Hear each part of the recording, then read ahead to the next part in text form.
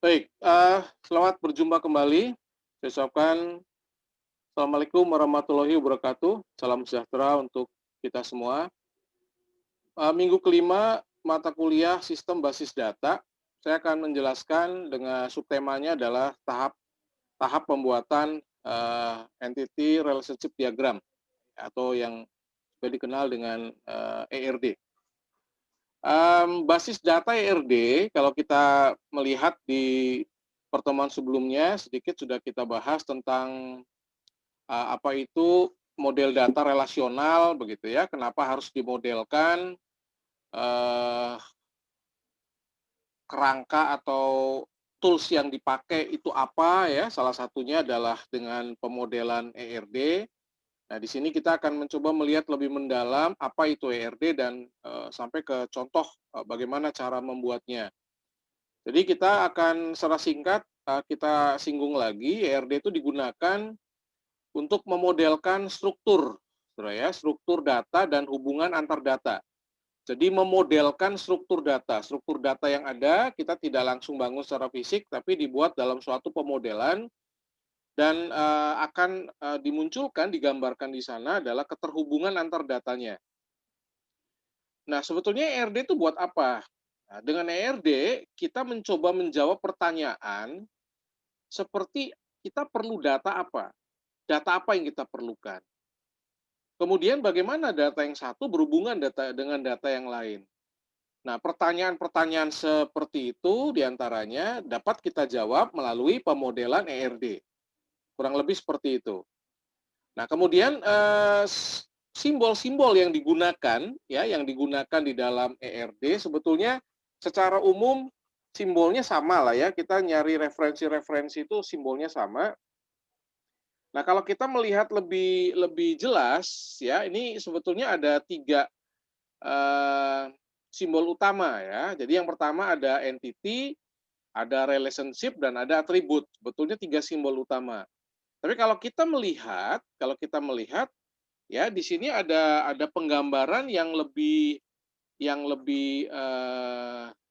banyak ya Saudara ya. Ini ada entity, ada relationship, ada atribut, lalu ada entity dengan double garis ya, lalu ada relationship dengan double garis ya, lalu ada atribut dengan underscore di sini ya, dengan underline ya, dengan underline, kemudian ada atribut multi value ya, ada atribut dengan double garis ya, kemudian ada atribut komposit.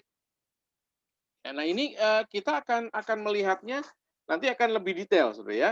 Kenapa kok ada entity-nya kok ada dua, ada entity, ada weak, ya, ada atribut multi value, ada atribut komposit, ada atribut derivatif ya. Nanti kita yang akan coba kita lihat ya. Oke. Nah, sekarang kita akan melihat dulu, mengulangi lagi apa itu entity atau entitas. Oke, entity itu apa? Sebuah objek ya, Saudara ya. Minggu lalu kita sudah mengenal adanya real world, ya, dunia nyata, real world. Dapat berupa apa aja? Objek fisik, objek konsep, hati-hati. Objek fisik adalah yang kelihatan, yang bisa kita sentuh, dan objek konsep adalah sesuatu yang sebetulnya tidak kelihatan, Saudara. Harus ada sebuah proses di dalamnya. Baru kelihatan, itu namanya objek konsep. Nah, supaya dapat dibedakan atau diidentifikasikan masing-masing objek, maka perlu dibuat yang namanya entity set. Gitu ya. Dikumpulkan dalam sebuah kelompok. Makanya ada namanya entity set atau himpunan entitas. Gitu ya, entity set, entity yang sejenis. Dosen sama dosen, mahasiswa sama mahasiswa gitu, Saudara ya, pekerja sama pekerja, barang sama barang, perusahaan sama perusahaan, kendaraan sama kendaraan. Nah, itu entity set. Baik, next ya. Sekarang ada tipe entity. Maka tadi kita lihat ada gambarnya cukup banyak. Yang pertama itu ada strong entity atau entity kuat. Ya, yaitu entity yang keberadaannya tidak tergantung pada entity lain. Misalkan apa? pegawai, mahasiswa, gitu saudara ya. Nah, ini tidak tergantung dari entitas lain, itu namanya strong entity. Nah, ada juga entitas lemah, yaitu weak entity, di mana keberadaan entitas lemah itu bergantung pada entitas lain. Contoh, saudara ya, contoh. Kalau kita bicara pada struktur perkuliahan, pasti ada mahasiswa. Apakah entitas mahasiswa berdiri sendiri? Enggak. Dia berelasi dengan entitas-entitas yang lain. Ya, salah satunya dengan apa? Dengan entitas, dia ada entitas orang tua. Contoh, orang tua bergantung sama mahasiswa. Kalau nggak ada mahasiswa di perguruan tinggi itu, data orang tua di perguruan tinggi itu nggak akan ada. Pegawai dengan tanggungan, anak, istri, ya, seorang pegawai punya istri jadi tanggungan. Dia punya anak jadi tanggungan juga. Istri dan anaknya tidak akan menjadi tanggungan perusahaan kalau suaminya tidak jadi pegawai di perusahaan itu. Itu entitas kuat dan entitas lemah. Nah, entity disajikan dalam bentuk persegi panjang ya, kita sudah tahu di minggu yang lalu sudah kita bahas. Yang kuat disajikan dengan persegi panjang satu garis, yang lemah disajikan dengan persegi panjang double garis. Kadang-kadang kita melihatnya sama penulisannya. Antara yang entitas kuat dengan entitas lemah tuh, penulisannya kadang-kadang sama. Loh, kok ini sama aja? Sebetulnya secara aturan penulisan harusnya dibedakan, saudara. Harusnya supaya kita tahu mana yang strong, mana yang weak, ya. Tapi dalam penulisan supaya simple dianggap dianggap sama, saudara. Ya, padahal ada aturan penulisannya. Untuk yang weak itu dengan garis double, untuk yang strong dengan garis single. Jelas ya, itu entity. Lalu sekarang kita lihat ya, entitas lemah itu yang kemunculannya tadi bergantung pada eksistensinya dalam sebuah relasi. Misalnya nih, mahasiswa orang tua, mahasiswa dengan hobi. Hobi nggak akan muncul, saudara. Di dalam data perguruan tinggi, katakanlah di Baaknya nggak akan muncul. Kenapa? Oh, kalau nggak ada mahasiswanya, hobinya siapa? Logikanya. Tadi pegawai dengan tanggungan. Ya, kalau entitas yang kuat, yang beri sendiri ya, keberadaannya tidak tergantung lain, contohnya pegawai gitu. Kira-kira seperti itu. Itu perbedaan antara yang strong dengan yang weak ya. Oke, next. Sekarang kita melihat pada contoh keterhubungan antara yang kuat dan yang lemah. Pegawai memiliki tanggungan. Jelas ya, entitas kuatnya adalah pegawai. Kalau kita lihat ini strong-nya dengan garis NIP, ya ini tanggungan. Memiliki tanggungan, ini dengan garis double. Ya barangkali sedikit tidak terlihat samar ya, ini garis putih, ini garis double, saudara. Oke, cukup jelas ya? Mudah-mudahan cukup jelas nih. Pegawai memiliki tanggungan, simple aja, simple. Ya, ini kan contoh dari membedakan antara entitas yang lemah dan entitas yang kuat. Ya, nanti Anda bisa silakan mencari contoh sendiri membedakan antara yang strong dengan yang weak ya. Oke. Next lagi, sekarang ada atribut ya. Atribut juga sudah kita singgung. Atribut apa? Minggu lalu sudah kita bahas dengan agak panjang nih atribut. Atribut adalah apa? Identitas yang nempel pada sebuah entitas. Identitas yang nempel, yang melekat pada sebuah entitas. Tujuannya apa? Mendeskripsikan karakter entiti. Saudara ya, mendeskripsikan ya nih, mendeskripsikan karakter entity atau relationship. Jadi hati-hati, saudara ya, hati-hati dengan apa namanya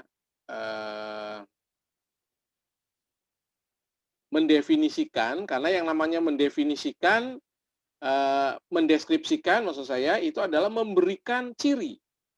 Nah, kalau Anda memberikan ciri pada sebuah entitas, berarti kita harus memberikan sesuatu yang unik. Begitu, kira-kira. Yang unik, contoh, ya, entiti pegawai memiliki atribut apa? nomor induk pegawai. Supaya antar satu pegawai dengan pegawai yang lain nggak tertukar datanya, informasinya. Nama bisa sama, alamat bisa sama, saudara. Ya, kalau dia di mes tinggalnya, katakanlah, di satu kontrakan yang sama, tapi nomor induk nggak akan sama. Unik. Baik, jelas ya, itu atribut. Sekarang jenisnya nih, saudara. Ini jenisnya rada banyak ya, tapi gampang kok. Yang pertama atribut kunci, udah kita singgung juga di minggu yang lalu, yaitu atribut yang digunakan untuk membedakan data secara unik. Lihat ini, unik. Misalnya apa?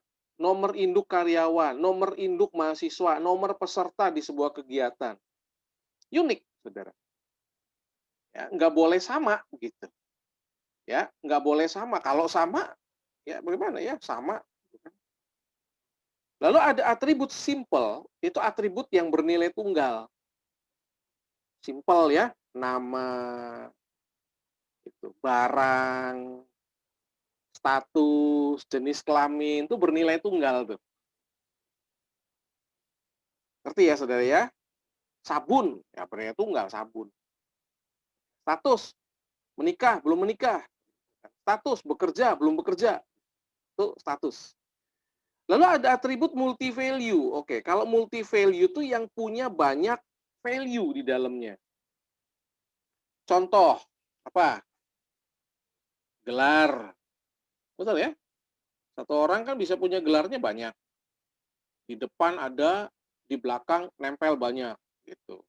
Di depan 2, di belakang 3. Ya, profesor, doktor, ya, ABC, Eskom, Mkom, PhD, apalagi belakangnya. Wah, gitu. Ya. Itu multi value. Baik, ya, hobi. Ya, seorang mahasiswa hobinya apa? Olahraga.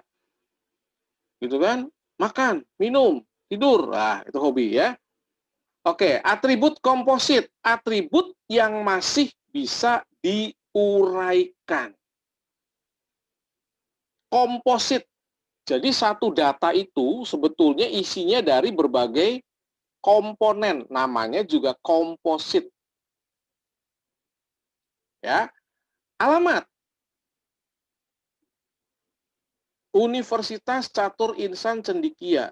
Alamatnya Jalan Kesambi nomor 202 Cirebon. Ada kode posnya nggak? Ada. Ada RT-nya nggak? Ada. Ada RW-nya nggak? Ada. Betul ya saudara ya? Ada kecamat, ada kelurahannya nggak? Ada. Ada kecamatannya nggak? Ada. Ada kotanya nggak? Ada. Alamat seringkali dituliskan dalam satu kesatuan, tapi sebetulnya itu mempunyai komponen-komponen di dalamnya. Nah, itu namanya komposit. Betul ya saudara ya? Korban. Korban. Ya, ada kejadian, saudara betul ya ada kejadian korban. Siapa namanya? Kejadian kecelakaan tanggal berapa? Di mana? Korban. Lalu waktu ada jam, ada menit, ada detik, komposit. Lalu yang terakhir adalah atribut derivatif. Derivatif adalah atribut yang dihasilkan dari turunan atau proses atribut yang lain. Contoh ya, yang paling gampang adalah usia atau umur. Itu diperoleh dari selisih tanggal sekarang, today, now, dengan tanggal lahir. Kita nggak perlu menuliskan usia dalam tabel kita. Cukup kasih field-nya, ya, kemudian nggak usah diisikan. Itu otomatis akan menjadi derivatif atribut. Kira-kira seperti itu. Ya kan? Oke. Ini contoh ya. Atribut kunci. Ruang. Atribut kuncinya apa? ID ruang. Atribut yang lainnya ada kapasitas, ada lokasi, ada nama ruang gitu. Terus pegawai. Apa kuncinya? ID pegawai. Ya, yang lainnya ya ada nama saudara ya, ada alamat, ada tanggal lahir. Ini contoh atribut kunci. Ya. nomor HP, apalagi nih? Wah, golongan darah, apalagi jenis kelamin, apalagi foto, apalagi agamanya, dan seterusnya. Jelas ya? Itu atribut kunci. Atribut simple, gampang atribut simple mah. Ya, nama, harga, kualitas, atribut simple itu. Menjelaskan saja, sifatnya deskriptif ya. Oke, lalu atribut multi value tadi yang sudah kita singgung ya. Ada gelar ya. Ini gelar nih multi value nih, contoh ya. Terus apalagi Saudara? Ini komposit. Ini jelas ya? Yang atribut multi value jelas. Oke, ini ada atribut komposit. Yang komposit apa? Nama. Ada nama depan, ada nama tengah, ada nama belakang. Masuk ke dalam satu field nama. Pernah nggak kalian ngisi ya satu form, satu formulir, isi nama depan, lalu isi nama belakang. Kadang-kadang ada nickname, nama panggilan, nama pendek. Ya, nama singkatnya, Saudara. Ada ya? Lah itu komposit itu. Itu tipe komposit seperti itu. Next ya. Derivatif tadi ya, umur. Ah, itu derivatif. Dituliskan pakai tanda putus-putus tuh Saudara ya, tapi kadang-kadang ini diabaikan. Nah, sebetulnya penulisannya ada aturannya. Cukup jelas ya? Oke. Nah, sekarang kita akan coba lihat ada derajat relationship. Apa itu derajat relationship? Yaitu hubungan. Kalau relasi kan hubungan antar entitas, Saudara ya. Tapi kalau kita lihat sebetulnya ada unary. Unary itu derajat satu. Jadi entitas yang nggak punya partner entitas lain. Dia berelasi dengan dirinya sendiri. Ya, contoh. Manusia menikah dengan manusia. Betul ya, masa manusia menikah sama hantu gitu ya. Ya, nah, larinya ke sini juga kalau kita lihat tuh garisnya. Itu unary. Nah, tapi di dalam sistem di komputer kalau kita bikin aplikasi ini jarang sekali temukan, Saudara ya. Jarang sekali yang namanya unary ya. Minimal tuh ada binary. Ya, ada ternary dan sebagainya, variasi. Cukup banyak ya. Oke, lalu ada binary ya, Saudara. Minggu lalu kita lihat-lihat tuh binary itu contohnya. Menghubungkan dua entitas, satu relasi dua entitas. Pegawai memiliki kendaraan. Ya, mahasiswa meminjam buku. Contoh ya. Ya kan? Mahasiswa mengambil mata kuliah, dosen mengampu mata kuliah. Contoh, binary. Oke? Gampang ya. Ternary. Pegawai bekerja di proyek. Ya. Proyek ada di kota, bekerja di kota. Pegawai bekerja di kota. Ternary. Pegawai pada kota tertentu mempunyai satu proyek. Entity bekerja menghubungkan pegawai, proyek, dan kota. Ini contoh ternary, derajat 3. Ya, Anda bisa nanti lihat-lihat contoh yang lain ya. Silakan dicari contoh-contoh lain, contoh yang ternary. Kalau contoh yang binary banyak ya binary banyak, ternary silakan dicari ya contohnya. Nah, sekarang kita langsung ke bagian inti nih. Bagaimana tahap pembuatan ERD. Ya nanti ada tugas ya, Saudara ya. Langsung nanti ada tugas bikin ERD. Pertama, tahap awalnya ini apakah kita bikin ERD itu langsung jadi? Enggak. Bikin ERD itu enggak langsung jadi. Ada tahap preliminary dan tahap final. Ya, jadi ada preliminary design, ada final design. Yang namanya preliminary design itu untuk mendapatkan rancangan basis data minimal. Ya, minimal yang bisa mengakomodir kebutuhan penyimpanan data terhadap sistem yang sedang kita bangun. Jadi dapat rancangan basis data kasarnya dulu tuh, minimal ya. Nah, karena minimal, saya tuliskan di sini pada umumnya mengabaikan adanya penyimpangan. Jadi kalau ada salah-salah sedikit itu diabaikan. Kalau tahap awalnya sudah jadi, sudah ada gambaran, baru tuh tahap kedua, optimasi, dikenal dengan final design ya. Dilakukan koreksi terhadap hasil tahap awal. Nah, yang dikoreksi biasanya apa aja? Ya, ada dekomposisi, ya, dekomposisi. Nanti ini kita akan bahas di pertemuan minggu depan ya, Saudara ya. Dekomposisi atau penggabungan himpunan entitas. Dekomposisi atau penggabungan. Kalau dekomposisi itu dipisah, kalau penggabungan itu dari beberapa digabungkan. Ya, contoh yang gampang ya. Contoh yang gampang. Mahasiswa ya, mahasiswa. Mahasiswa dibagi nih. Saya dekomposisi mahasiswa. Ya, ada mahasiswa reguler, ada mahasiswa kelas karyawan misalnya. Kenapa saya lakukan dekomposisi? Karena perlakuannya berbeda. Contoh misalkan Saudara ya. Ya kalau kita memperlakukan entitas walaupun jenisnya banyak tapi sama, kita nggak perlu melakukan dekomposisi. Atau jenisnya banyak tapi aturan sistem dalam pemberlakuan di sistemnya sama, ya kita lakukan penggabungan otomatis. Itu lawannya dekomposisi.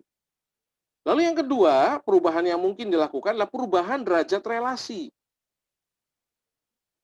Kardinalitas. Ingat ya Saudara ya, minggu lalu udah kita bahas nih. Satu ke satu, satu ke banyak ke satu, banyak ke banyak. Dan saya minta Anda untuk bikin contohnya ya dalam tugas. Nambah relasi baru mungkin nggak? Sangat mungkin. Sangat mungkin. Kemudian penambahan atau pengurangan atribut juga sangat mungkin, Saudara. Oh, ternyata kita perlu atribut baru. Oh, ternyata atribut ini nggak diperlukan nih. Nah, itu maksudnya penambahan atau pengurangan atribut. Jadi kalau kita lihat di tahap awal, di dalam prosesnya ada dua secara umum ya pembagiannya. Yang pertama tadi tahap awalnya, lalu yang kedua tahap optimasinya. Jarang sekali kita bikin langsung jadi itu jarang. Ya, biasanya ada update, ya lakukan update, baru nanti ke proses jadinya nanti secara fisik. Oke, nah sekarang langkah-langkahnya ya, langkah-langkahnya. Satu, mengidentifikasi dan menetapkan himpunan entitas yang terlibat. Nomor satu. Jadi kalau kita mau bikin ERD nih, kita kan bikin ERD kan dari sebuah sistem ya, kebutuhan sistem yang akan dibuat. Tuh kita identifikasi dulu tuh, Saudara. Entitas yang nantinya akan terlibat dalam sistem kita tuh apa aja entitasnya? Itu yang pertama. Udah ya? Ada berapa nih? Oh, jadinya ada 5 entitas. Apakah ini udah final? Belum. Kan tadi kita lihat ada tahap preliminary, ada tahap final. Jadi nggak ada masalah. Ada kesalahan nggak apa-apa, biarin aja.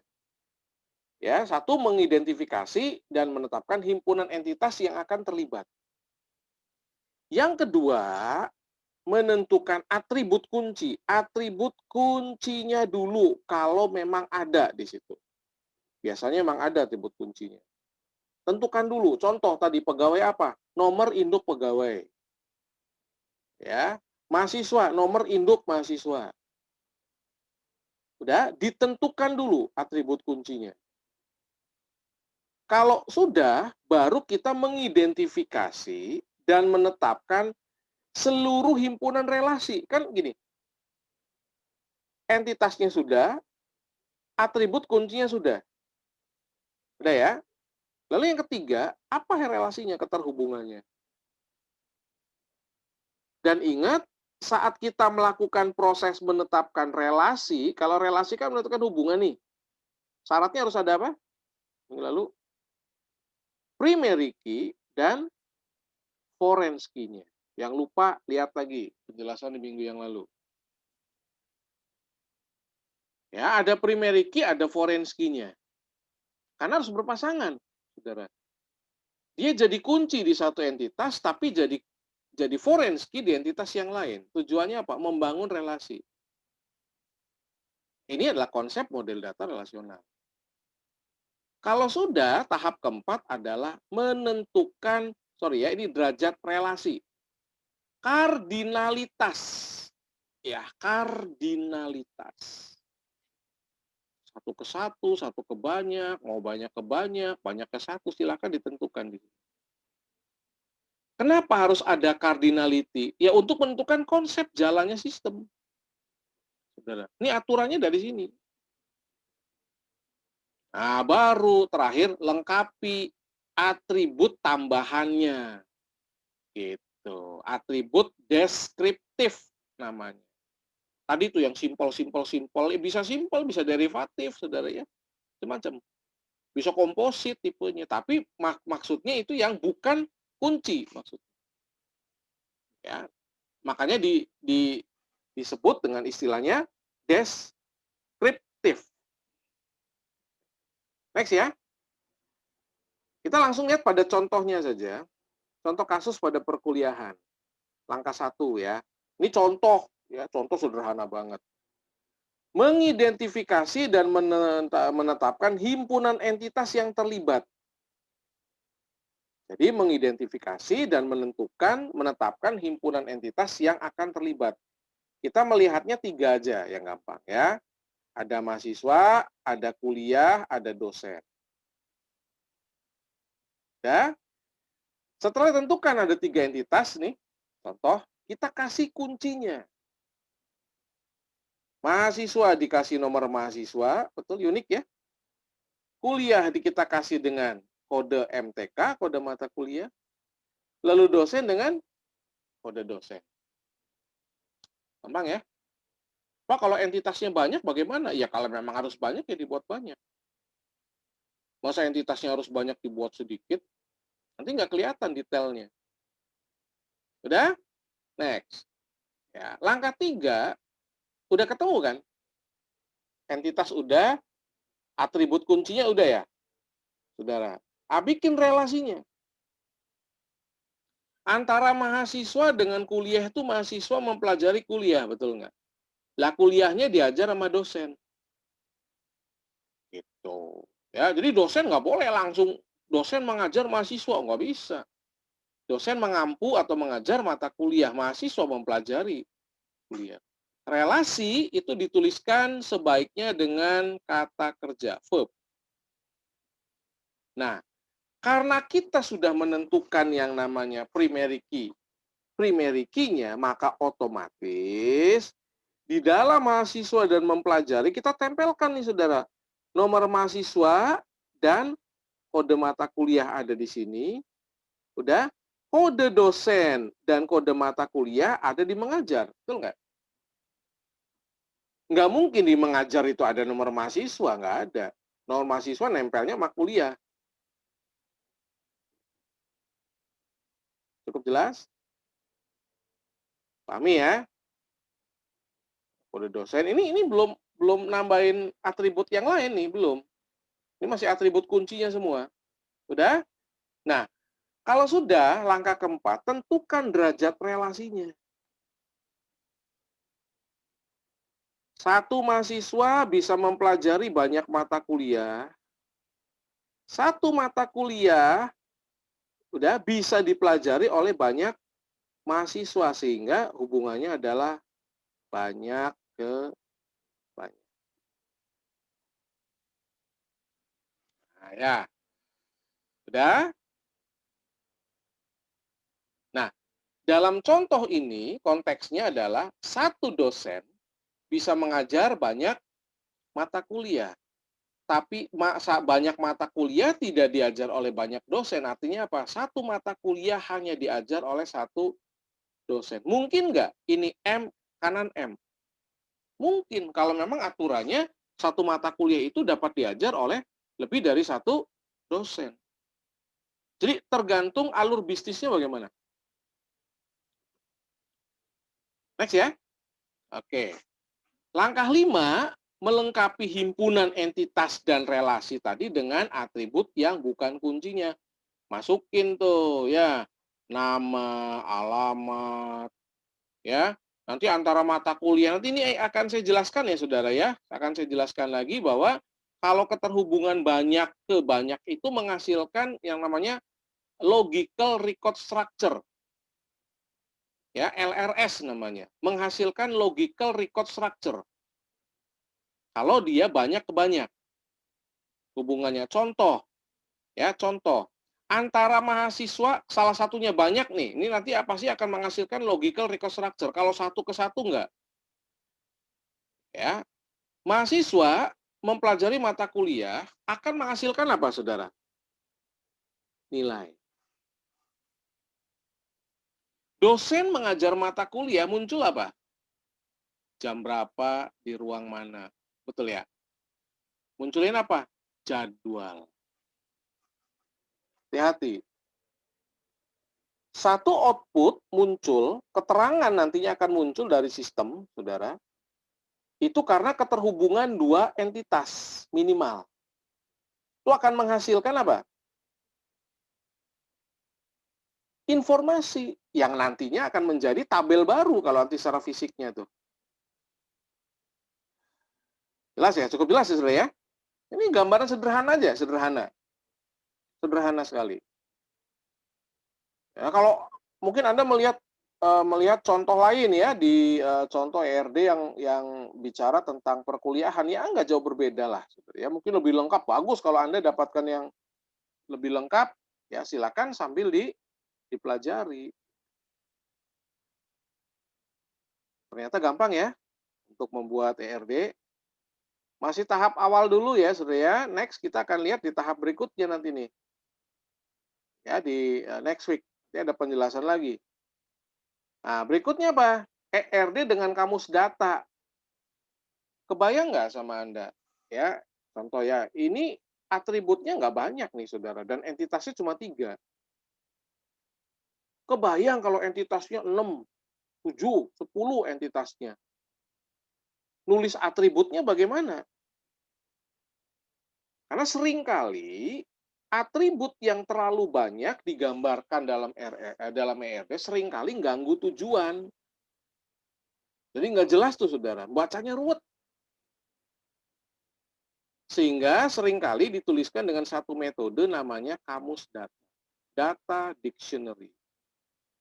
Ya, kamus data itu berisi daftar atribut yang diapit tanda kurung kurawal buka, kurung kurawal tutup. Atribut yang merupakan kunci digaris bawahi. Contoh, mahasiswa tadi ya mempelajari kuliah, dosen mengajar mata, oh ternyata kita punya apa nih? Punya mahasiswa. Isinya apa? Nomor mahasiswa digaris bawahi, nama sama alamat tadi ya. Nama nih sama alamat. Oke, berikutnya apa nih kuliah? Oh, kuliah ada kode mata kuliah, ada nama mata kuliah, ada SKS. Saudara itu ya. Kode mata kuliah, nama mata kuliah, SKS. Masuk. Lalu dosen, kode dosen nama-nama ya. Nah, kode dosen ya, nama dosen jelas. Oke. Lalu muncul apa nih? Mempelajari. Relasi mempelajari menghasilkan apa tadi? Nomor mahasiswa nempel ke sini, kode mata kuliah nempel ke sini, betul nggak? Nempel tuh, Saudara. Tuh lihat tuh. Nah, ini. Menghasilkan apa? Menghasilkan nilai. Dituliskan begini. Mengajar kita lihat. Menghasilkan apa? Kode dosen, ya. Sorry ya. Ini harusnya kode dosen sini nih. Kode dosen, jam, ruang. Betul ya? Plus kode mata kuliah. Mas ya, ini ketukar ya, Saudara ya. Ini nama di sini, kode dosen yang ke sini. Ya. Oke, ketukar. Jelas? Jelas ya? Kalau kita sudah melihat caranya seperti ini, berarti untuk membuat sebuah ERD sederhana, Anda sudah bisa melakukannya, membuat contohnya. ERD itu dibuat bukan benar salah sebetulnya, enggak ya. Jadi bergantung dari alur bisnis yang diinginkan. Jadi ngikuti alur bisnis yang diinginkan, nggak asal buat, ya, nggak asal buat. Ya kalau udah sesuai dengan alur bisnisnya ya otomatis ya benar gitu ya, sesuai. Kira-kira seperti itu. Baik, sampai di sini ya mungkin materi kita di minggu yang kelima, Saudara, ada tambahan tentang ERD, nanti Anda silakan pelajari, ya, kalau ada tugas nanti silakan ini sebagai referensi dan Anda bisa mencari referensi tambahan di luar, ya, sehingga memperkaya wawasan Anda, tentunya tidak, apa namanya, tidak bingung ya, dalam Anda apa namanya, menafsirkan gitu ya, menafsirkan, sebuah proses pembuatan, ERD. Oke, demikian saya sampaikan pertemuan hari ini. Kurang lebihnya saya mohon maaf. Semoga apa yang saya sampaikan boleh bermanfaat ya untuk kita semua. Dan akhir kata saya sampaikan, Assalamualaikum warahmatullahi wabarakatuh.